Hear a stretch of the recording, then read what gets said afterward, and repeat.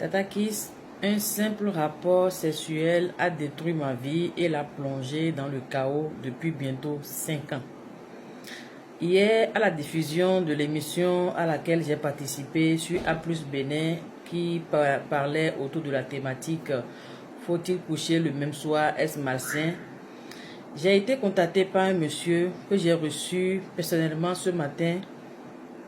Alors, je ne dirais pas que je l'ai reçu, je me suis plutôt porté vers lui parce qu'il est dans une situation en griffe de paralysie. Il ne peut pas se déplacer, mais il a tenu à ce qu'on ait un entretien. Donc, hier soir déjà, on a commencé l'entretien par appel vidéo WhatsApp. Et ça, son cas m'a tellement touché que j'avais envie de comprendre comment il s'est retrouvé dans cet état piteux.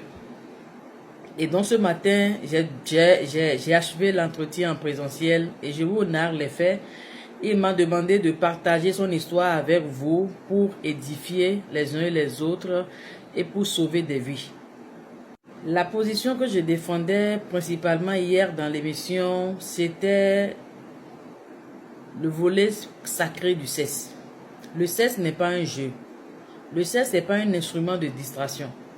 Le sexe, c'est un instrument hautement spirituel. Hautement spirituel. Et c'est une porte d'entrée, ce que beaucoup de personnes ne comprennent pas. Voilà pourquoi c'est dangereux d'aller au sexe avec quelqu'un que tu ne connais pas. Encore qu'on ne finit pas de connaître une personne. Mais il faut prendre le temps, dans la prière, de chercher à découvrir l'autre. C'est très important ce que je dis. Alors, ce monsieur dont je vous parle, il est marié, père de 2 enfants. Je dirais qu'il était marié, père de 2 enfants. Alors, il y a 5 ans, il a fait la connaissance d'une jeune fille au détour d'une soirée, d'une virée entre amis à Lomé. Il a fait la connaissance d'une jeune Togolaise là-bas, avec qui il a passé la nuit le même soir, le même jour, le même soir.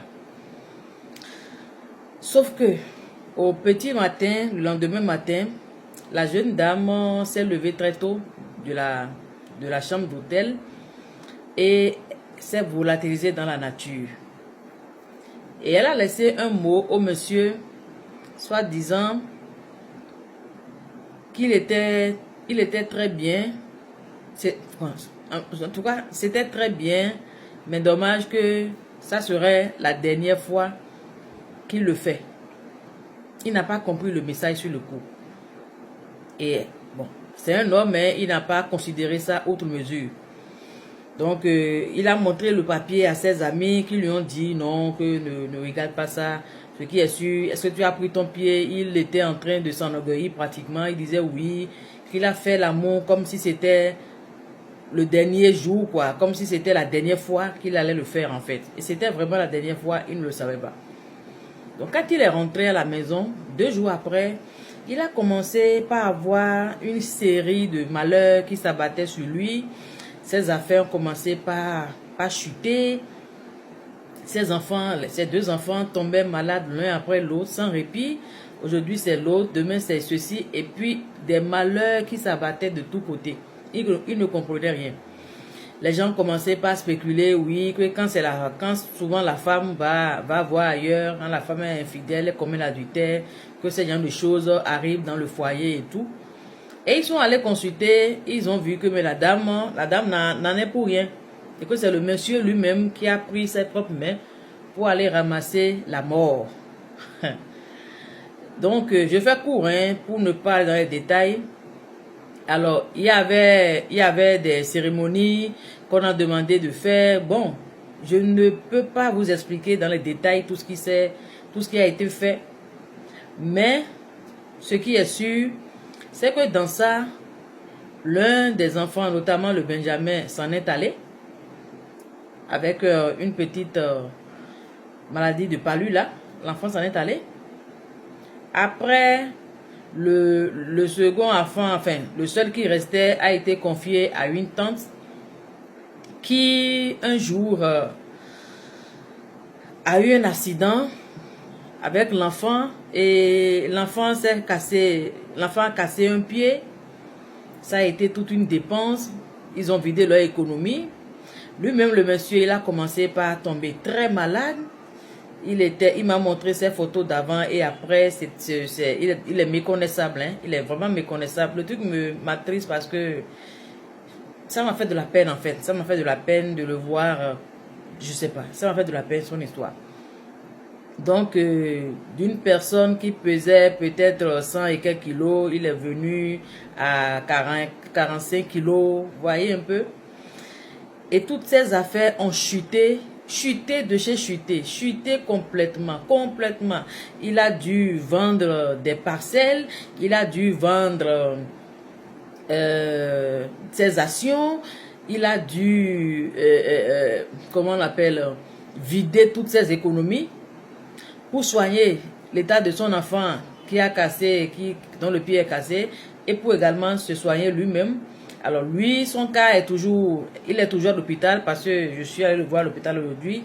Il est dans un hôpital de la place, je taire le nom, mais ça ne va pas. Ça ne va pas au point où il a du mal à marcher, il a du mal à s'asseoir. Il a du mal, il ne va pas bien, on lui a trouvé plusieurs maladies, l'une après l'autre. Aujourd'hui c'est ci, demain c'est ça, demain. Et dans ça, la femme aussi, désespérée, désemparée, ayant vidé ses économies, ayant perdu un enfant dedans, sachant que, ayant compris que c'est la faute du monsieur, tout ça, avec la colère pour sauver sa vie et préserver la vie de son enfant. Elle s'en est allée aussi, elle a abandonné le monsieur, elle s'occupe de son enfant et tout. Bref, aujourd'hui l'enfant ça va mieux, elle a pris son enfant et elle a disparu avec l'enfant. Elle est allée chez ses parents, quelque part dans le nord du pays. Donc aujourd'hui le monsieur il est complètement tombé, complètement tombé.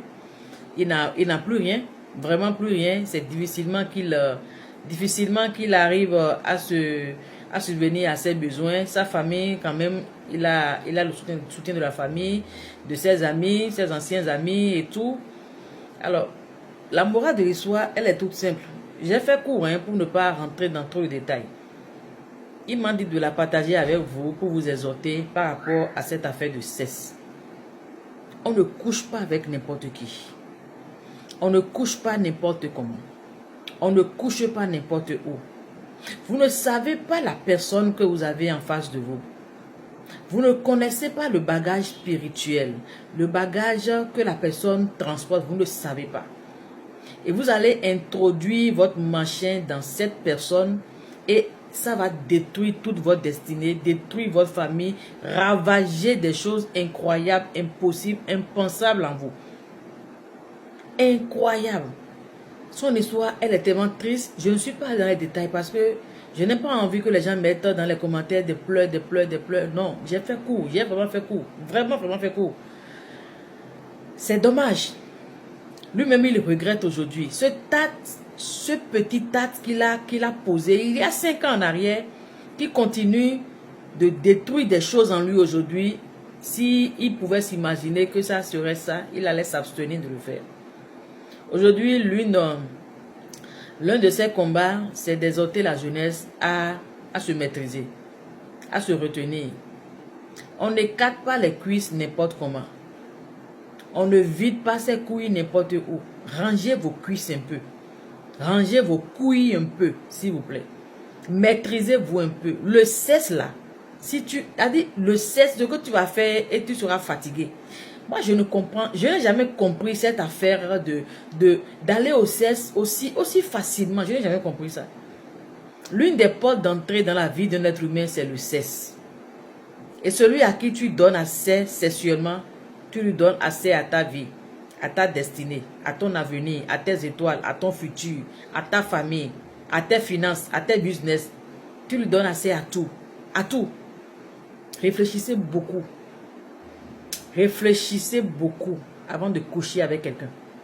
Réfléchissez beaucoup. Vous n'êtes pas des animaux. Vous n'êtes pas des bêtes. Non.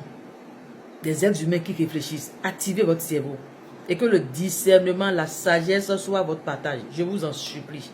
Le cas de ce monsieur, je ne le souhaite à personne. Par le cesse, tu vas brader ton avenir. Vider ta vie. C'est dommage.